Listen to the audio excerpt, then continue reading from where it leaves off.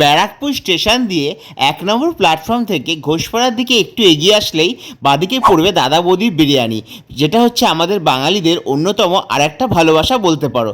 তবে জানো তো, পাঁচতারা মল এখন কিন্তু শুধু শাড়িই পাবে না, চাইলে বিরিয়ানিও কিন্তু খুঁজে পাবে, তাও আবার জাতা বিরিয়ানি না, দাদা বৌদি বিরিয়ানি বলে কথা। তারপর দেখো, দুটো বাঁশের দ্বারা এত সুন্দরভাবে চাগিয়ে বিরিয়ানিটা রাখলো, কি আর বলবো।